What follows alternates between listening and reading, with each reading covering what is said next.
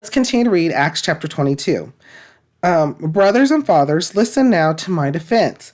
When they heard him speak to them in Aramaic, they became very quiet.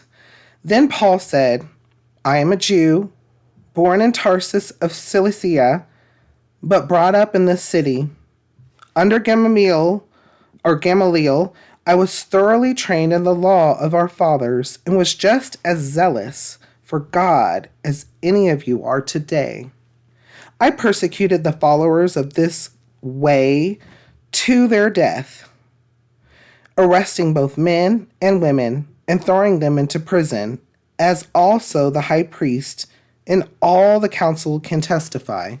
I even obtained letters from them to their brothers in Damascus and went there to bring these people as prisoners to Jerusalem to be punished. About noon, as I came near Damascus, suddenly a bright light from heaven flashed around me.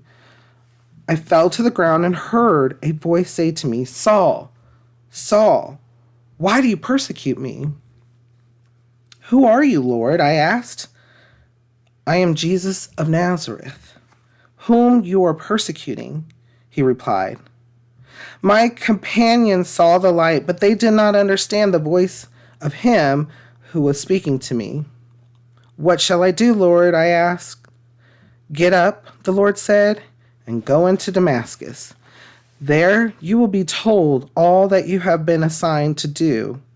My companions led me by the hand into Damascus because the brilliance of the light had blinded me. A man named Ananias came to see me. He was a devout observer of the law and highly respected by all the Jews living there.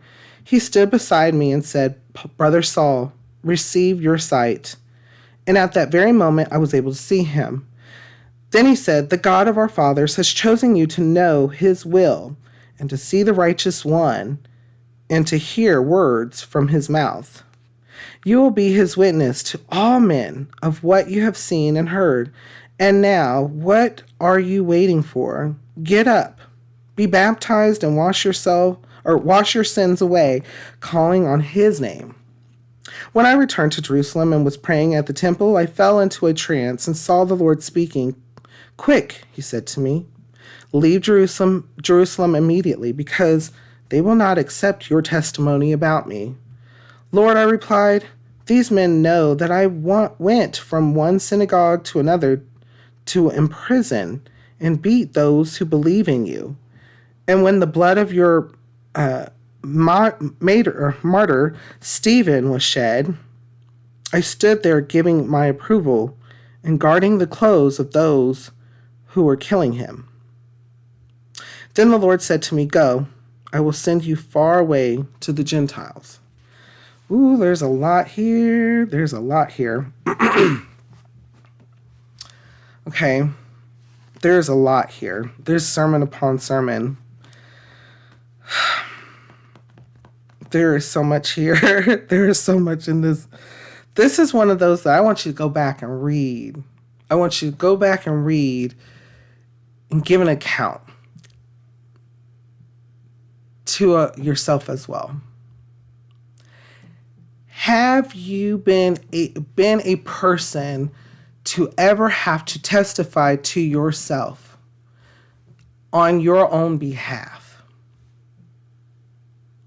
Have you ever had to stand in front of someone, whether it be your parents, whether it be a loved one, whether it be a teacher, a manager, someone in charge, some type of leadership, a loved one?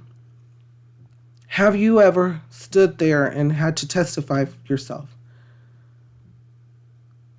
Think about it.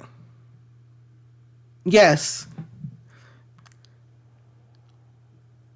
Why didn't you complete your homework today? Where's the information that you said that you were going to provide that information? The assignment was due today.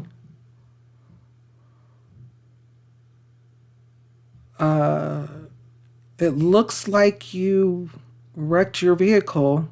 How did that happen?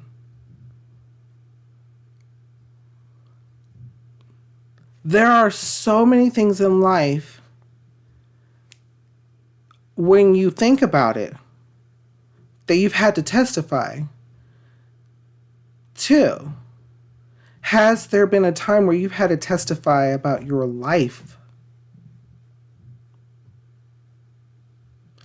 This is something that Paul, who was Saul, did. He was explaining even the things that he did that now he understood and may have been ashamed of. And with that comes the learning and the growing and the movement. Seek the Lord in His forgiveness. Seek the Lord in His wisdom. Seek Him for guidance in our life so we too can move forward. There's so much here. What kind of thoughts or feelings come to your mind when we read over this? How does it make you feel? What does it make you think?